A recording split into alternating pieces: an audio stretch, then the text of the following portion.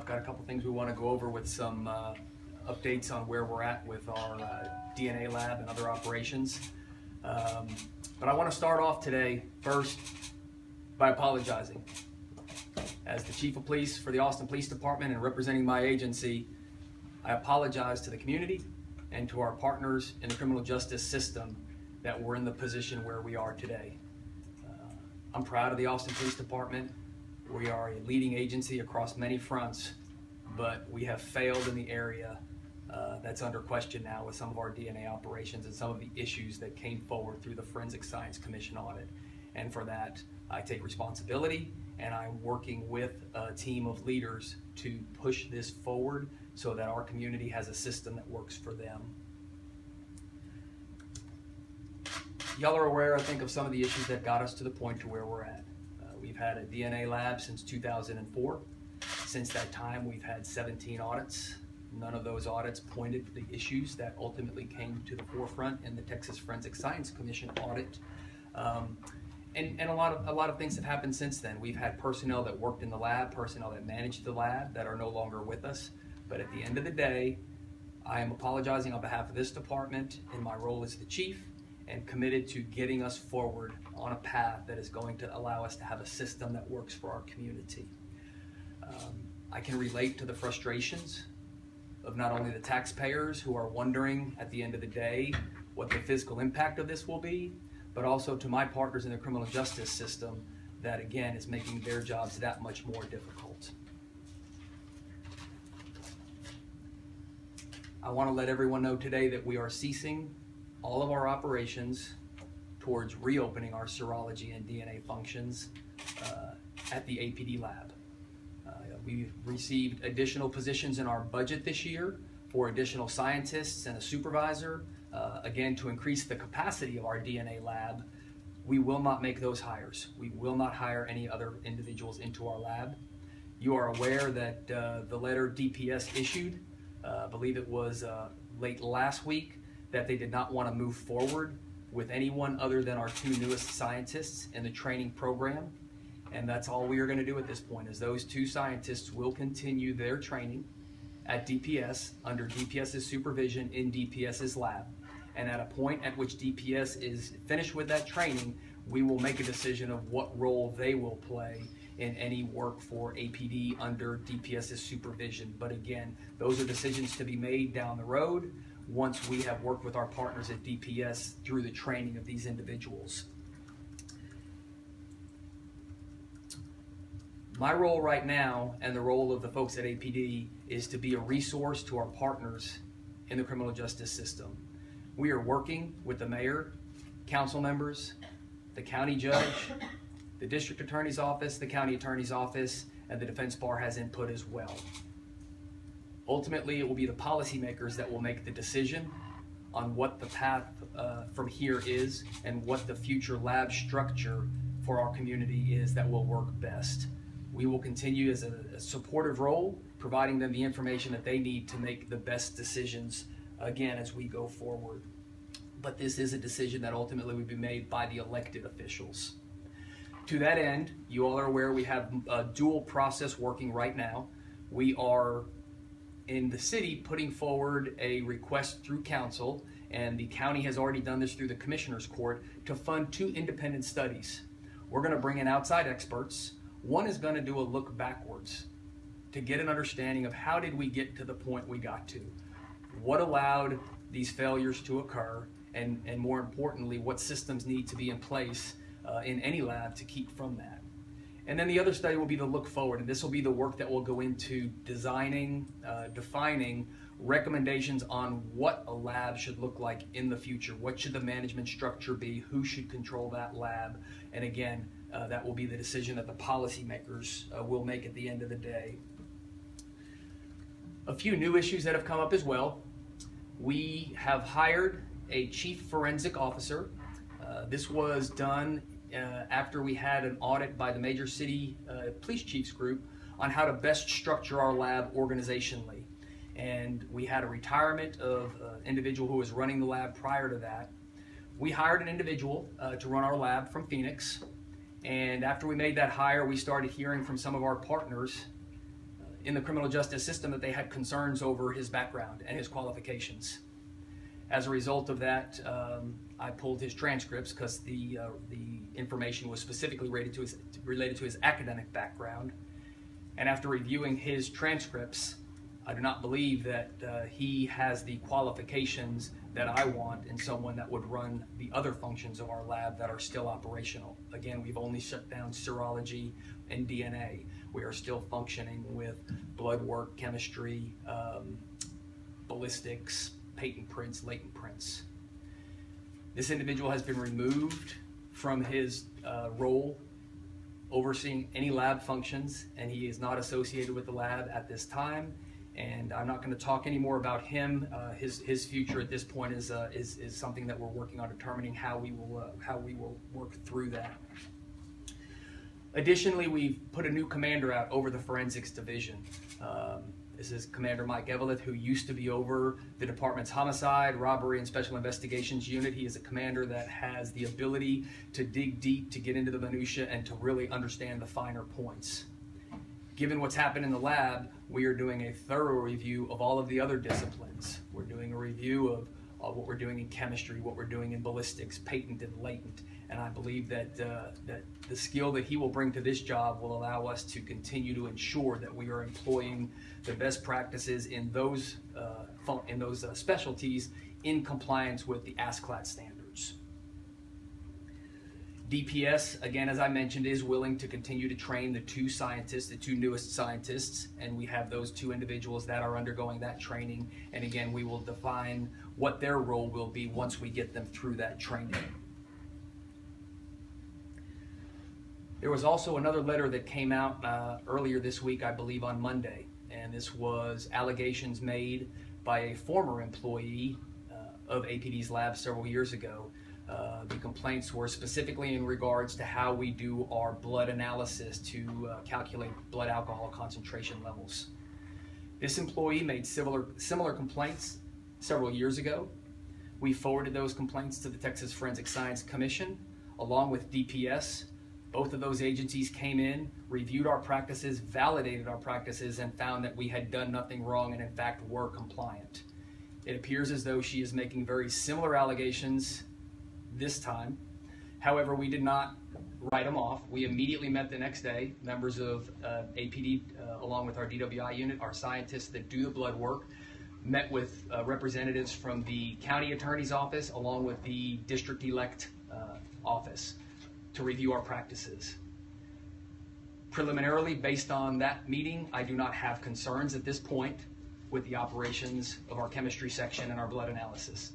However, again, in an overabundance of caution, given other issues that have occurred, we have reached out to our partners at DPS, and they have agreed to look at our practices to ensure that we are yet again compliant, as we were last time she complained, with the best practices and standards.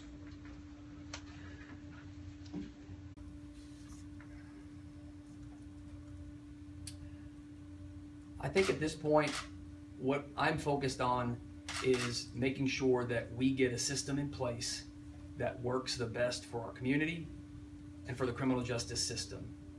Recognizing the failure that we had occur in our lab, taking responsibility for that failure, but committed to pushing forward and ensuring that we give the decision makers, the policy makers, the information that they need so that we can have a system that works here in Austin for everybody. So with that, I'm going to end my comments and open it up for questions.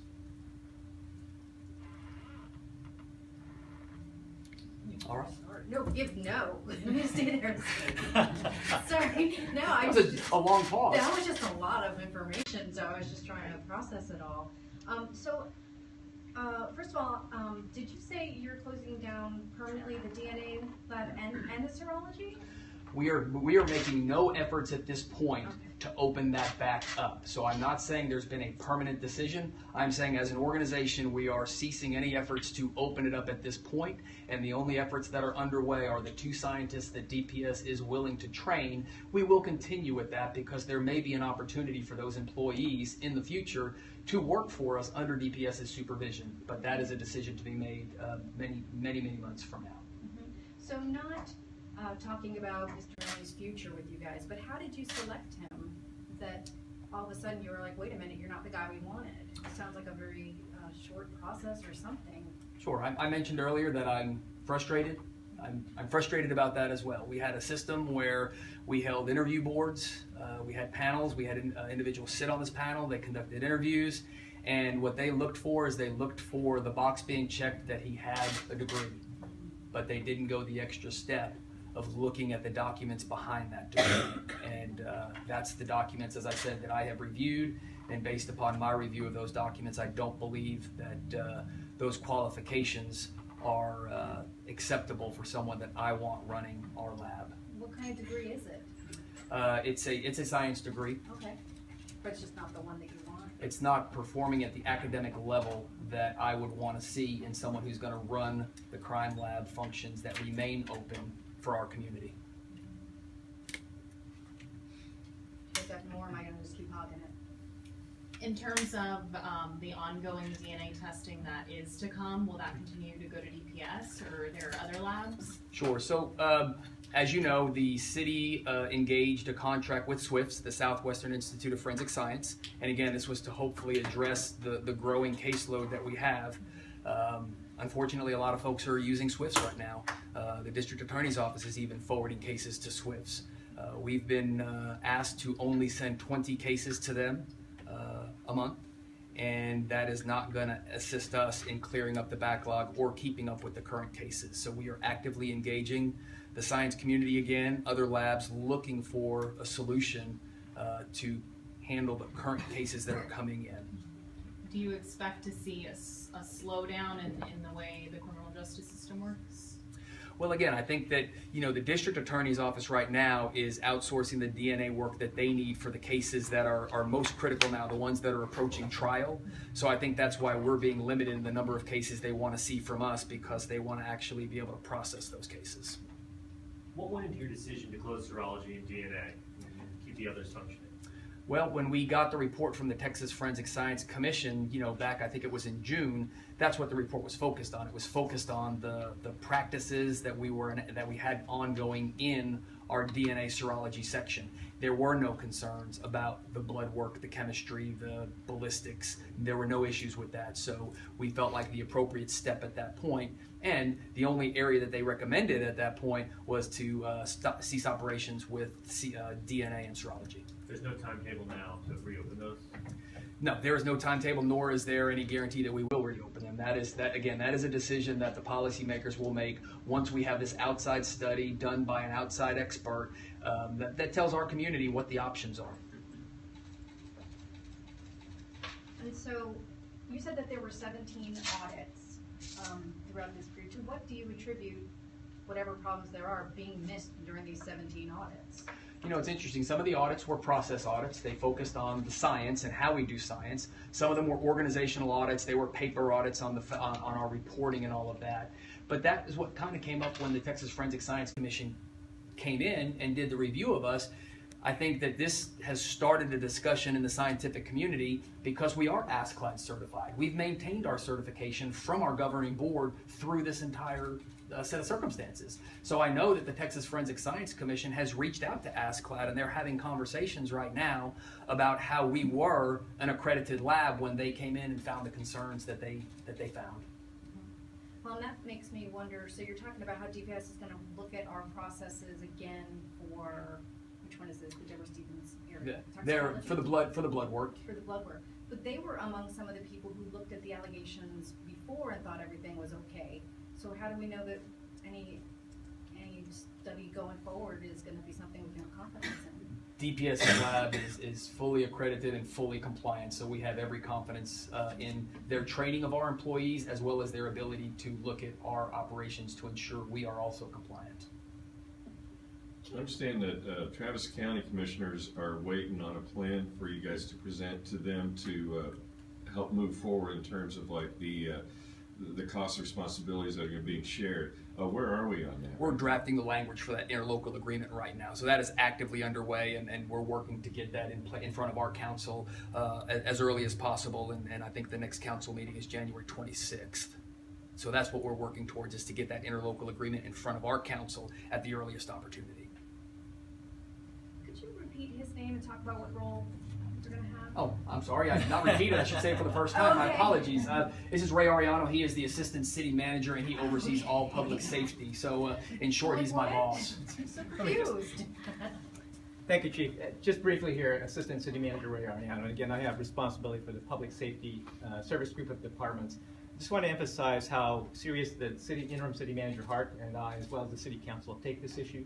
We have full confidence that the chief here is taking the steps necessary in order to address the situation and come to resolution, certainly on the things that we have area of responsibility for, but really to partner with the county and the other stakeholders in this process to find out what is the best solution for, at least in the DNA analysis piece of the lab work, what will be best. And again, he mentioned that we're going to bring on a consultant to look forward and see what those options are. And we're actively looking for who can do that service, and hopefully we'll have that information so that we can put the interlocal agreement forward as early as the end of January. So. Spell your last name for us. Sure, its first name is Ray, R-E-Y, and the last name is A-R-E-L-L-A-N-O. And how much are those studies gonna cost, do you think? Unknown. So that's one of the reasons why we're waiting. We need to, first of all, find who can do this kind of work, particularly for the look back, which is highly technical in nature. There's probably only a handful or a very small population of firms or consultants that can do that work. And so it's made it somewhat challenging given the fact that they may have their own responsibilities or scopes of work that they're working on now. And so we're actively trying to find those resources as well as try to determine what will be the cost. These are the recommendations that Travis County judges made in a letter that they wanted to see the look forward, the look back. Is that right? Say that again? There were recommendations that some Travis County judges made in a letter regarding this. And this is kind of what they were looking for. Is that about right? So the Travis County judges are specifically asking that the DNA lab not be within APD. What the Commissioners Court and the City's Council is working on right now is to identify what are the options, which could include that. It could include maintaining it within the city organization, or perhaps having DPS do that or provide that service. So we're looking more broadly at what are all the options in terms of the provision of that. But certainly the Travis Court judges have a specific view of it.